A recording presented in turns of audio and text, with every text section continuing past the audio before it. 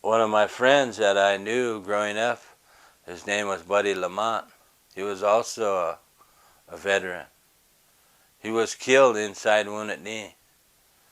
And so I called back because him and I had been on guard duty together, you know. We knew each other like old chums, you know, playing ball together as kids in grade school, coming up in junior high. And I remember when he went to the Army, I knew his mother, his cousins, and so it was like really personal.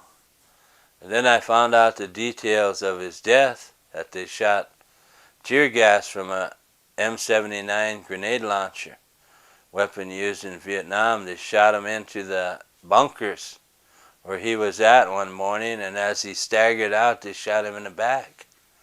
So it wasn't even in like a firefight or anything like that. And I heard this, and I thought, shit, man. It's one thing to organize and be on the outside and learn from people about how to bring together support and resources and move supplies and get people from one place to the other, get ammunition and all these things to be involved. But when they kill one of your friends, you got to respond. So I thought, wow, you know, I made it through Vietnam. I made it through the first part of Wounded Knee. If they're going to start killing our people, then I got to go back inside, because that's where the real struggle is. So I put aside that traveling around the country and organizing support, and me and my friend back in South Dakota, Ted Standing Cloud, we decided one night we're going to go back in. So we got some weapons and some ammunition. We made it far as my cousin's place, Porcupine, Shiva Young Bear.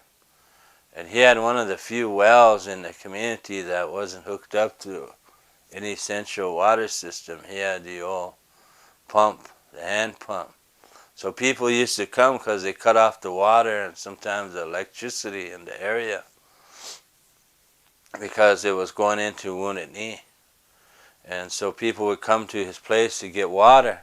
So they filled up their water cans. It's one family. He said, well, Fiona, go back in. They live right above Wounded Knee. Their name is Black Elk.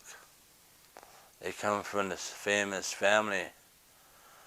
People probably heard about the book called Black Elk Speaks by John Neihart. The famous, probably one of the most famous books coming out of our part of the country to talk about our way of life, our way that we hold our ceremonies, our oral history about who we are and where we come from, creation. Those things are contained in this book, so these things are going in my mind. Here we are, Wounded Knee. Black Elk family is going to take us back to their home. So we had our ammunition tied to our bodies, and then he said, well, I got some supplies that people dropped off that you can take in. So we got on the back floorboards in between the front seat and the back seat, and we crunched up, and we had our rifles, and then they covered us up with a few blankets, and they had a bunch of kids playing in the back, and we were underneath. So then I was thinking, wow, man, this is kind of like what you see in the movies, you know, about trying to get around and sneaking in between the roadblocks. And pretty soon we pull up to a roadblock, and me and my friend, we said, we made a commitment to kill Buddy LaMonte, so we're not going to let him capture us, you know. If whatever happens, we're going to make it back inside there. I said, okay. So we shook hands, we made that commitment. We were going inside, we hit the first roadblock. What do you got in there? Cops looking around. Oh, I just went to Sieverts and got some water. I'm taking my family home now. All right. What's your name? I showed him his driver's license. Took off. We said, man, kind of relaxed because you're right on edge, man. Kind of halfway between fear and adrenaline, you know. And so we go to the next roadblock. This time, big APCs, you know. They said, hey, they got some APCs up here. So we go up there and gives him his name again and go through the same routine. They look around, poke around a little bit. You can feel the, I like them old German movies there, World War II. They're poking around the blankets. And then they let us go.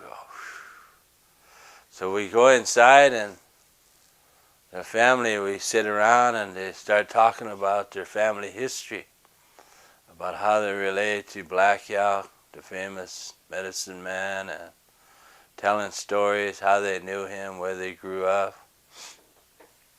We're doing this all night, and how they ask our opinion about certain problems they have with their land where they live. The lease is not being paid. So we're talking through the night, and it gets toward daybreak. We want to be close to Wounded Knee by daylight. Standing Cloud, he hit a trip flare. Goes off, and all this light shoots up in the sky.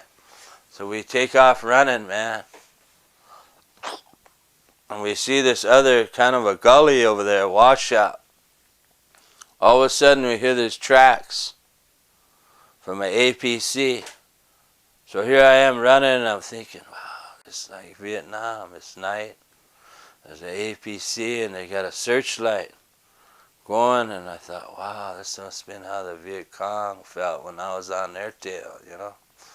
But all of a sudden we're running for this gully, and we dive in there, and just like in the movies, that light went over the top of us. So we laid there, and there was a bunch of weeds and stuff. Little ways we could hear this track moving around, checking different places. So when the light was over the other way, and we got these weeds and branches and everything, and we put them over ourselves, and we laid there. Track come by maybe fairly close one more time, and then they must have took back off. Figured some animal did it or something. So here's where our Vietnam, training come in, because it's pitch black.